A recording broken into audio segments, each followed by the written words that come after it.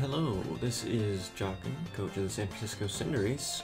Today I thought I would go over the damage calculator because I was talking about it a lot in my team builder. I used it there, I was using it during the battle, and I realized I hadn't really gone over it before, even though I had linked it in a couple of videos previously. So the damage calculator is very helpful. It's something that is complicated when you first look at it.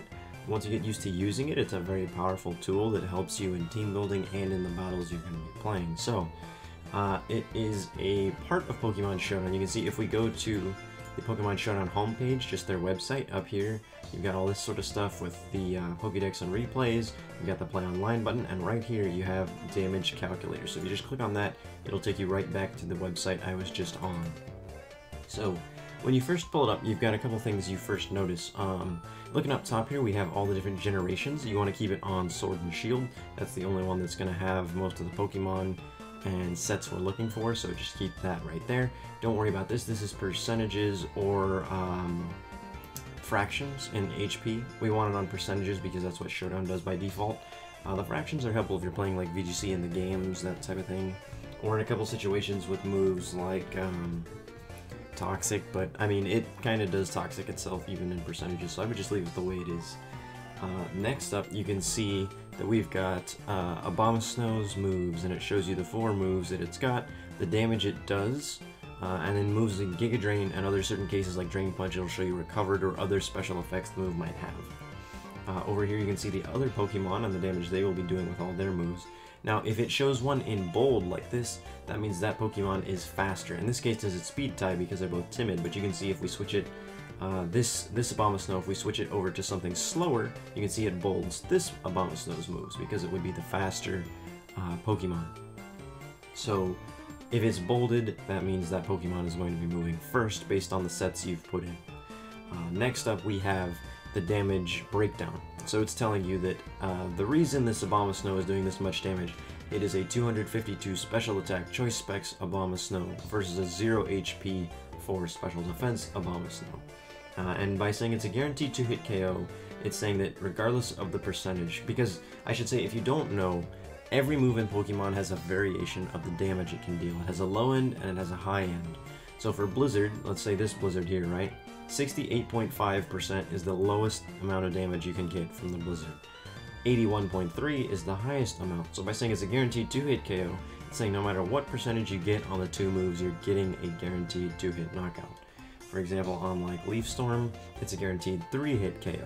Now there's some moves where, say this was doing 47 to 52%, that could be a 2-hit KO, but it's a guaranteed 3-hit KO because of the variation. So that's something else to look at. Moving down, next you've got the possible damage amounts. This is useful if you're trying to get a Pokemon into a certain range, or you want to know exactly how much HP because you have moves like Seismic Toss or Nightshade. Not that useful most of the time, but it's something nice to keep in mind. So moving over next, we have this right here. This is what you're going to be using the most. It is all of the Pokemon. So you can see it's got everything. It's got Abomasnow, Mega, Abra, Absol. They're all alphabetical, but let's say there's something you want specifically, like Cinderace. If you just type in the name, it'll pull up Cinderace, and it shows you these are all of the most common Cinderace sets. So if I say, I think this is OU Offensive Pivot Cinderace, it pulls up a set that's got Heavy Duty Boots, Libero, and U-Turn. Whereas if I type in Cinderace again, and we go to an OU Bulk Up set, it's going to be Heavy Duty Boots, Libero, but it's going to be carrying Bulk Up instead.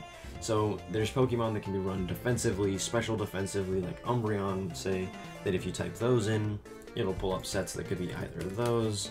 You have OU Specially Defensive, Wish Support, Choppleberry, Showdown Usage. All of these are slightly different in EVs, moves, items, that type of thing. Now if you want to be able to do it yourself, you could just say blank set, and it'll pull up everything here. Now, the next thing I want to talk about is these stats right here.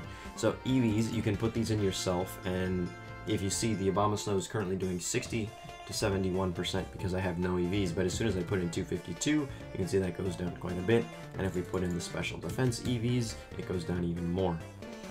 So that's your EVs that you can input here if you wanted to do custom sets. Now these on the side right here, this is stat boosts and decreases. So let's say like I was intimidated and I put myself at -1. Now it would be calculating damage at -1 attack. So for example, let's put tackle. just because that's a good example here. So tackle at neutral would be doing 8 to 9%.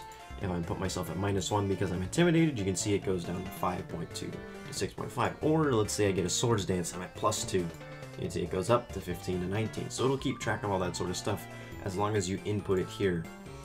You have natures. It gives you the whole list of natures right here. So like if I wanted to be even more specially defensive, then I could go with like a gentle nature. You can see the damage goes down even further. The abilities, it lists all the abilities. It doesn't keep just the abilities your Pokemon can learn, so you need to make sure you put in the right one. For Umbreon's case, it would be Synchronize.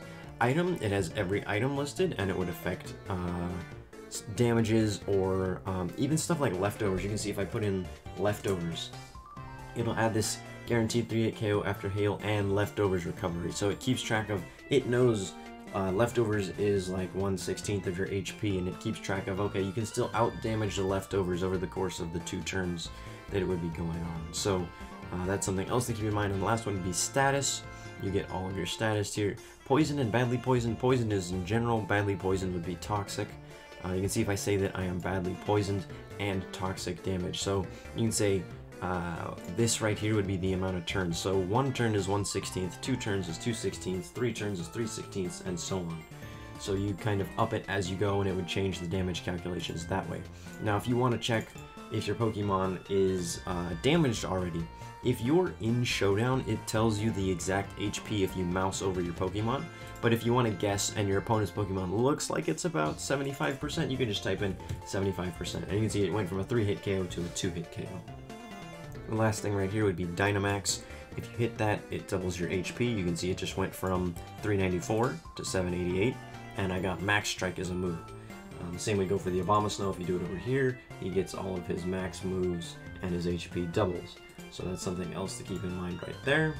And then finally we have the moves down here. You can input any move. If you input a status move like Toxic, it's not going to show up doing any damage on the calculator, even though Toxic can, because it doesn't do actual damage the turn you used it. The calculator only does damage on moves that are physical or special attacks. It doesn't take into account status moves. That said, stuff like I was talking about, like Nightshade, it does calculate and would be 31% all the time just because of how Nightshade works as a move. But the last couple things here is typings. If you had like a Cinderace with a Libero, let's pull that up. That's really the only time this would matter. You can see that it says that he's a fire type with Libero. If you wanted to calculate the damage on a Zen Headbutt, Libero Zen Headbutt, 86% chance. If you change him to Psychic, where is it, Psychic, you can see it doesn't change anything because Libero is already calculated. But if you're pulling some like, I don't know, camouflage shenanigans, it can be useful to change the move typings. Or maybe if you have like Sylveon with Hyper Voice, but usually you don't need to worry about that. And this will almost always be correct on the physical or special damage. You don't need to change those. Now these are interesting. Crit and Z moves. We don't have Z moves in this generation, but if you wanted to see how much a crit could do, you can click the crit button and you can see it goes from 285 to 337 to 429 to 505. So it does actually tell you how much a crit would be doing in this scenario. Okay, so going on from that, we have all the stuff in the middle here. Field, singles, and doubles. You should leave it on singles for anything in the draft league. We don't play double battles in the draft league this season. The terrains are right here. Stuff like my Rillaboom that has Grassy Surge will be, it'll do this automatically. You can see if I say Rillaboom, it just turns Grassy Terrain on automatically. And you can toggle it on and off. You can see Grassy Lag Without does 31 to 37, with it's doing 40 to 48. So Pokemon like that, it will do automatically, but let's say you have Hatterene as your G-Max, right? Hatterene G-Max. OU Offensive Trick Room. So Psychic would set up Psychic Terrain, but it doesn't do that automatically. If you Dynamax and you say Max Mindstorm, it's not going to turn on Psychic Terrain. So if you've already used it once and you're going to use it again, make sure you click Psychic Terrain because it actually does give it more damage. That would be the same for anything that does a Fairy Terrain, like G-Max Grimmsnarl, or Electric Terrain. I would say, like, yeah, G-Max Grimmsnarl, Toxtricity, those kind of things. That would be things that can set up Electric Terrain. Next, you have your weathers. The Abomasnow is setting Hail because its ability is Snow Warning, but you could get stuff like Sun on Torkoal, Rain on Pelipper, Sand on Hippowdon, those sort of things. Or again, through a G-Max move is another way to max Ice Punch, max Rock moves, max Water moves, max Fire moves, and so on. Harsh, Sunshine, Heavy Rain, Strong Winds, those are Groudon, Kyogre, and Rayquaza, so you don't need to worry about those. Gravity would be Orbeetle's G-Max move, or any Pokemon that uses Gravity. That would make certain moves do more damage, like weight-based moves do more damage, like a Low Kick. Earthquake can hit levitating Pokemon, so it's not used very commonly, but it's there if you need it. And next we have more stuff that affects the damage calcs right here. So if you say Stealth Rocks on this left side, it would mean that Hatterene is taking damage from Stealth Rocks when it switches in. If you say Stealth Rocks on the right side, it would mean Abomasnow is taking damage from Stealth Rocks when it switches in. Now Vine Lash and Wildfire would be, what is it, Venusaur, Charizard respectively there. Cannonade is G-Max Blastoise, and Volcalith is G-Max Colossal. So you'd have to worry about these three mainly. I don't think Colossal got drafted in our league, but say we put in Charizard G-Max, right? And we say Dynamax, G-Max Wildfire. You're going to want to make sure you turn on Wildfire after that, because your Pokemon would be taking residual damage every turn after it uses Wildfire. Up next we have Spikes.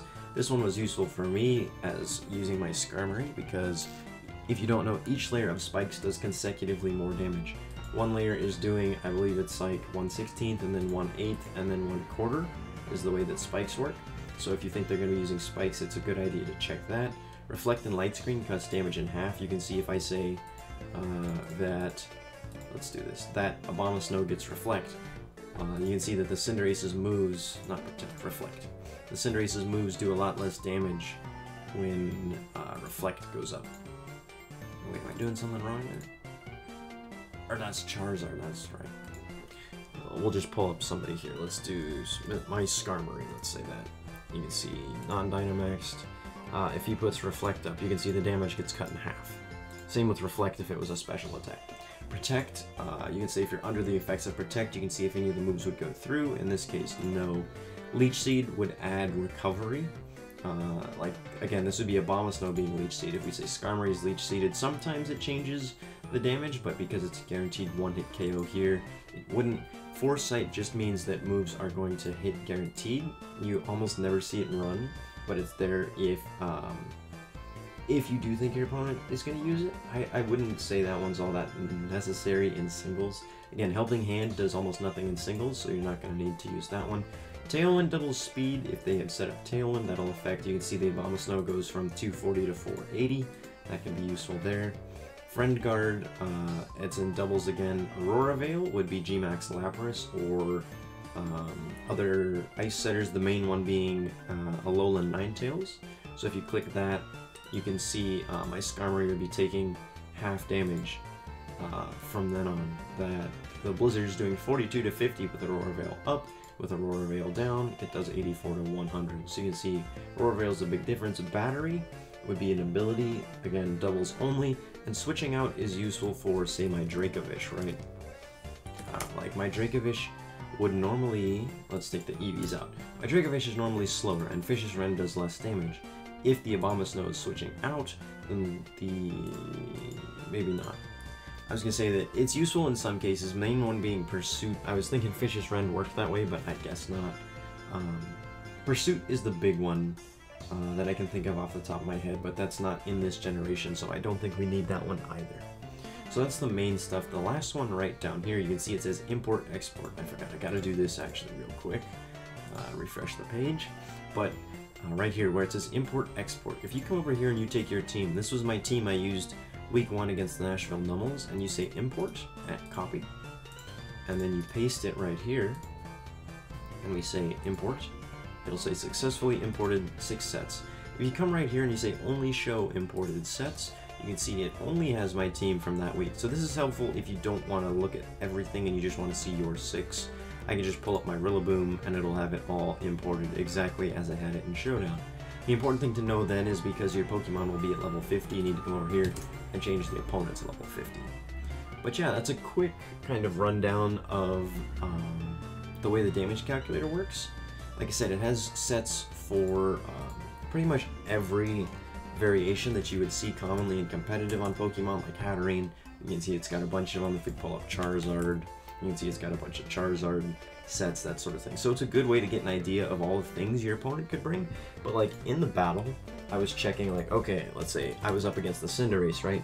I wanted to see how much is my Grassy Glide gonna do this Cinderace, so I know if I can outspeed it with priority. It's helpful then. And in team building, it's really useful to see like, is it worth it to put this move on my Pokemon? Like, for example, I wanted to see, would my Rillaboom bringing U-turn be worth it to try and hit the Tangrowth? So I put U-turn in there. U-turn.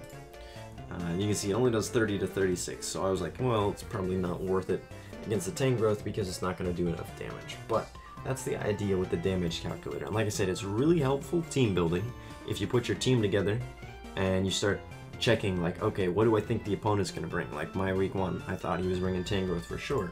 It lets me see what I think can deal with Tangrowth on my team. Like I knew my Salazzle was a good answer to his Tangrowth because I had used the damage calc to make sure these moves would be able to one-shot it. Or at least even if he was Assault Vest, like I checked this too because I thought, what if he's Assault Vest? Would it be good against Assault Vest? It's a good way to check all of your options and see what moves are worth bringing and what isn't. With that in mind, you should also be using it in battle, like I was talking about. Going, like for example, I had my Umbreon out and he had his Aegislash out, right? I was checking, this is what I came and looked at. If you watch my battle and it said I gotta check something, this is what I was checking. I wanted to see how much Choice Banded Close Combat did to my Umbreon. And when I saw that it one-shot it, I didn't want to risk it, so I switched into my Skarmory, because you can see I looked and saw that my Skarmory takes it a lot better if he was a physical Aegislash. So it's helpful in a battle to make sure like, oh, am I gonna die or am I okay staying in here? Or, oh, am I gonna be able to kill this guy with the move I think, or is he gonna live? It's really helpful for that sort of stuff. So yeah, I hope this was helpful, and I'm sorry it was a little long-winded and kind of rushed, but hopefully this is helpful if you sat through it all the way. So thank you for watching.